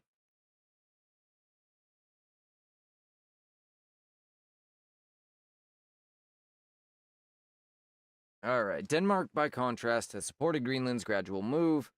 The relationship is far from perfect, but it demonstrates two fundamentally different cultures, European and Arctic, working alongside one another. Danish National Service, which allows young people to serve in Greenlandic communities, schools, and hospitals, has played a quiet but vital role in this cooperation.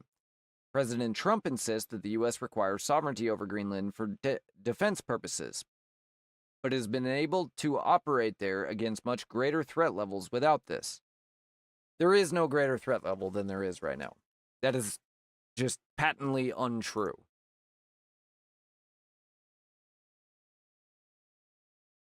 The threat is definitely as high as it's ever been, and Trump's not wrong. Europe wants us to have this. We're not going to defend it without it. If you live in Greenland, if you happen to be a Greenlander, do you really think Europe's going to do anything to protect you? Or can? During the Second World War, Greenland served as a critical refueling stop for aircraft crossing the Atlantic. American bases were built. Sorry, what? American bases were built at Nasserock and Sondre Stamfjord, later handed over to Greenland, the latter becoming something international airport. That's the one we were just looking at in Nook there. I believe, anyway. Thule Air Base, constructed during the Cold War and now renamed Pituffik Space Base, remains the U.S. military's principal installation on the island and can accommodate the largest strategic aircraft. Yet, paradoxically, the American troop presence in Greenland is now at its lowest level since the Second World War, raising serious questions about Washington's commitment to Arctic defense, despite President Trump's assertions. Okay. I mean, you can say that, but it's just a silly thing to say. It's not ours. It's not our job to defend right now. We're happy to defend it if it's ours. Tom Sharp, I've hunted Russian... Oh, sorry. That's unrelated.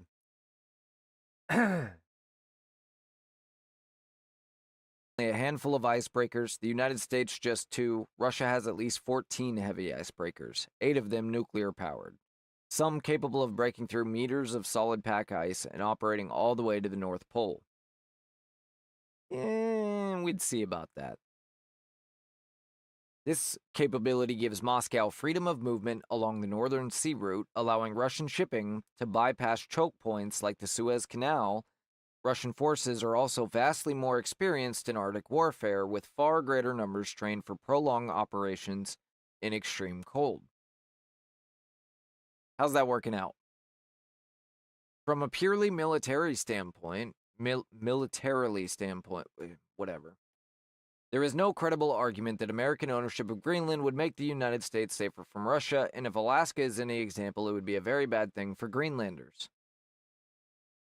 Stronger defenses in the Arctic would be an excellent idea, but Greenland's sovereignty, as we have seen, is not relevant. They literally provided no evidence, they just said.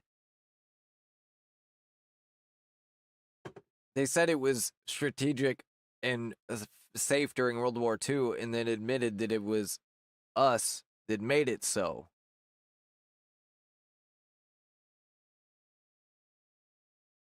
What can I say besides they're leftists? Like, there's really nothing else to add to that, I guess. Average income in Alaska. Average income. Greenland. Average income in Alaska is $89,000. $89,336. There we go. In 2023. The average monthly salary in Greenland is approximately 23,333 Danish krone, which is about $3,278 USD as of 2026. So if we extrapolate that, that's what, $36,000 a year? A little over? 3278 times 12. $40,000 a year. Less than half. And they pay higher taxes. Much higher.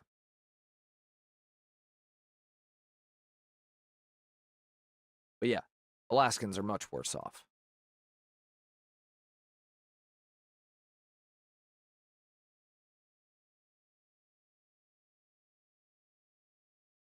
Anyway, we'll discuss this more tomorrow.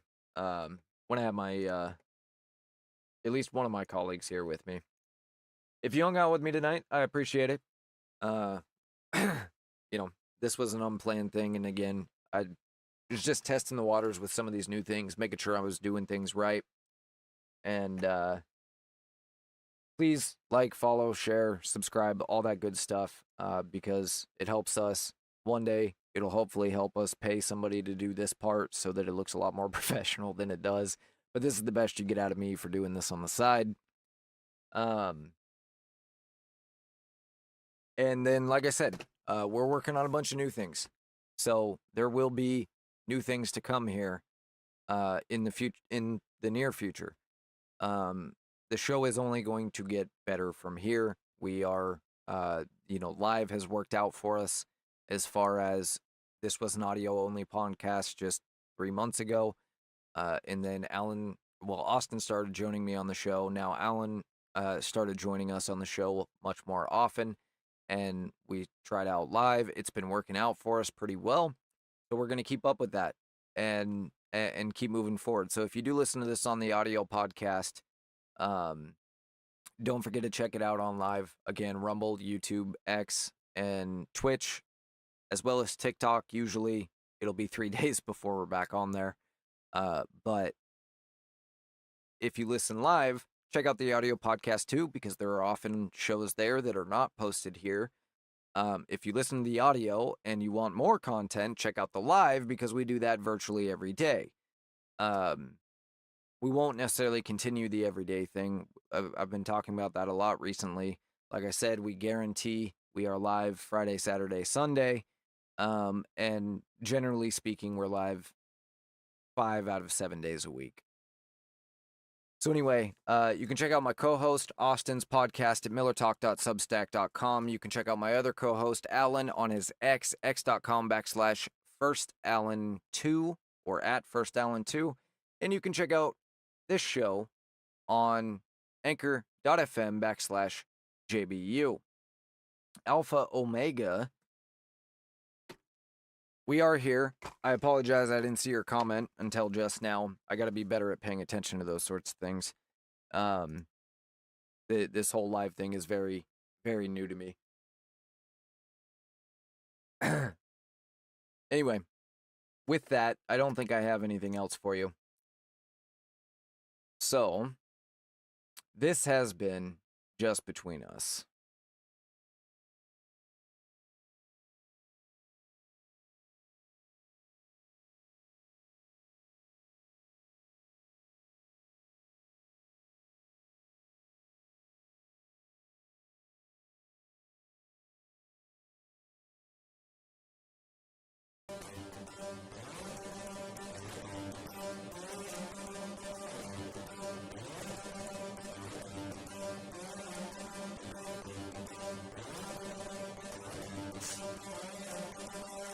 Bye, bye, bye, bye, bye, bye, bye.